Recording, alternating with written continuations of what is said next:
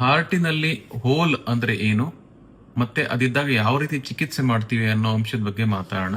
ನೀವು ಕೇಳಿರ್ಬೋದು, ಕೆಲವರಿಗೆ ಹಾರ್ಟ್ ಅಲ್ಲಿ ಹೋಲ್ ಇದೆಯಂತೆ, ಅದಕ್ಕೆ ಟ್ರೀಟ್ಮೆಂಟ್ ಮಾಡ್ಬೇಕಂತೆ, ಆಪರೇಷನ್ ಮಾಡ್ಬೇಕಂತೆ ಅಂತ ಹೇಳಿದ್ದಾರೆ ಅಂತ ಸುಮಾರು ಕಡೆ ಮಾತಾಡ್ತಾ ಇರ್ತಾರೆ.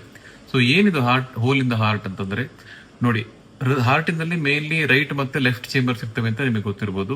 ಈ ಅಶುದ್ಧವಾದ ರಕ್ತನ ರೈಟ್ ಸೈಡ್ ಬಲಭಾಗದ ಚೇಂಬರ್ಸ್ ಕ್ಯಾರಿ ಮಾಡಿದ್ರೆ, ಶುದ್ಧವಾದ ರಕ್ತ ಅಂದ್ರೆ ಲಂಗ್ಸ್ ಇಂದ ಬಂದದ್ದ ಆಕ್ಸಿಜನೇಟೆಡ್ ಬ್ಲಡ್ ಇರುತ್ತೆ, ಅದು left side chambers, left ventricle ಇದು ಕ್ಯಾರಿ ಮಾಡ್ತಾ ಇರ್ತದೆ. ಸೊ ಈ ಶುದ್ಧವಾದ ಅಶುದ್ಧವಾದ ರಕ್ತ ಮಿಕ್ಸ್ ಆಗದೆ ಇರೋ ಹಾಗೆ ಒಂದು ಗೋಡೆ ಇರ್ತದೆ. ಆ ಗೋಡೆನ ಸೆಪ್ಟಮ್ ಅಂತ ಕರಿತೀವಿ. ಏಟ್ರಿಯಲ್ ಸೆಪ್ಟಮ್ ಮತ್ತೆ ವೆಂಟ್ರಿಕುಲರ್ ಸೆಪ್ಟಮ್ ಅಂತ. ಈ ಏಟ್ರಿಯಲ್ ಸೆಪ್ಟಮ್ ಅನ್ನೋದು ಹಾರ್ಟ್ ನ ಮೇಲ್ಭಾಗದ ಚೇಂಬರ್ಸ್ ನ ಸಪರೇಟ್ ಮಾಡುವಂತ ಜಾಗ.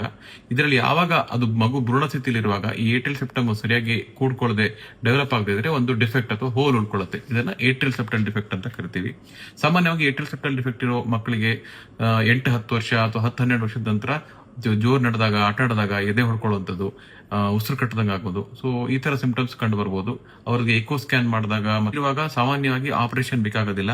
ASD ನ ವಿಥೌಟ್ ಸರ್ಜರಿ ಬಟನ್ ತರ ಡಿವೈಸ್ ನ ಕೂರಿಸೋದ್ರಿಂದ ASD ನ ಕ್ಲೋಸ್ ಮಾಡಬಹುದು. ಅದೇ ಇನ್ನೊಂದರದಂತಂದ್ರೆ VSD ಅಂತ, ವೆಂಟ್ರಿಕ್ಯುಲರ್ ಸೆಪ್ಟಲ್ ಡಿಫೆಕ್ಟ್ ಅಂತ. ಇದರಲ್ಲಿ ಏನಂದ್ರೆ ಹಾರ್ಟಿನ ಲೋವರ್ ಚೇಂಬರ್ಸ್ ವೆಂಟ್ರಿಕಲ್ಸ್ ಅಂತ ಇರುತ್ತೆ, ಅದರಲ್ಲಿರುವಂತಹ ಒಂದು ಡಿಫೆಕ್ಟ್. ಅಗೇನ್ ಬಲ ಮತ್ತು ಎಡಭಾಗದ ಮಧ್ಯೆ ಒಂದು ಡಿಫೆಕ್ಟ್ ಇರ್ತದೆ.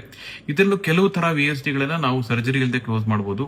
ಬಟ್ ಇದು ತುಂಬಾ ದೊಡ್ಡ VSD ಗಳೆಲ್ಲ ಇದ್ರೆ ಅದು ಚಿಕ್ಕ ವಯಸ್ಸಲ್ಲೇ, ಮಗು ಹುಟ್ಟಿ 1-2-3 ತಿಂಗಳಿಗೆ ಸಿಂಪ್ಟಮ್ ಶುರುವಾಗಿ ಅವರಿಗೆ ಚಿಕ್ಕ ವಯಸ್ಸಲ್ಲಿ ಸರ್ಜರಿ ಬೇಕಾಗುತ್ತೆ.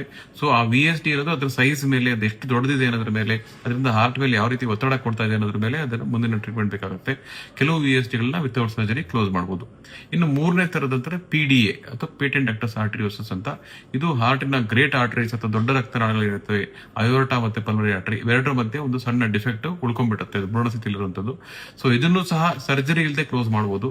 ಸೊ ASD ನ PDA ಇವೆರಡನ್ನು ಆಲ್ಮೋಸ್ಟ್ 90-95% ಪೇಷಂಟ್ಸ್ಗೆ ವಿಥೌಟ್ ಸರ್ಜರಿ ಬರೀ ಒಂದು ಬಟನ್ ಕೂರಿಸೋದ್ರ ಮುಖಾಂತರ ಡಿವೈಸ್ ಕ್ಲೋಸರ್ ಮಾಡಿ ಸರಿ ಮಾಡಬಹುದಾಗುತ್ತೆ.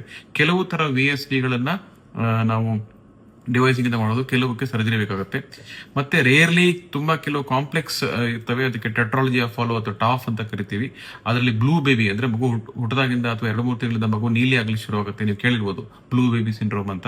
ಸೊ ಈ ಟಾಫ್ ಅನ್ನೋದಾಗ್ಬೋದು, DORV ಇವೆಲ್ಲ ಅದರಲ್ಲೂ ಹೋಲ್ಗಳಿರುತ್ತೆ, ಬಟ್ ಅದನ್ನ ವಿಥೌಟ್ ಸರ್ಜರಿ ಸರಿ ಮಾಡ್ಲಿಕ್ಕೆ ಆಗೋದಿಲ್ಲ. ಬಟ್ ASD ಮತ್ತೆ PDA ಏನಿದೆ ಅದನ್ನ ಡಿವೈಸ್ ಮುಖಾಂತರ ಯಾವುದೇ ಸರ್ಜರಿ ಇಲ್ಲದೆ ಕೇವಲ ತೊಡೆಯಿಂದ ಒಂದು ಸೂಜಿ ಹಾಕಿ ಮಾಡಿ ಅದರ ನೆಕ್ಸ್ಟ್ ಡೇನೆ ಪೇಷಂಟ್ ನ ಡಿಸ್ಚಾರ್ಜ್ ಮಾಡಬಹುದು. ಆಲ್ಮೋಸ್ಟ್ ಅದು ಕ್ಯೂರ್ ಆಗೋಗುತ್ತೆ. ಸೊ ಇದು ASD ಮತ್ತೆ PDA ಬಗ್ಗೆ. ಇದ್ರ ಬಗ್ಗೆ ಇನ್ನೂ ಹೆಚ್ಚು ಮಾಹಿತಿಯನ್ನು ತಿಳ್ಕೋಬೇಕು ಅಂತಂದ್ರೆ ನನ್ನನ್ನು ಫಾಲೋ ಮಾಡಿ, ಈ ಮಾಹಿತಿಯನ್ನು ನಿಮ್ಮ ಮಿತ್ರರೊಂದಿಗೆ ಶೇರ್ ಮಾಡಿ. ನಮಸ್ಕಾರ.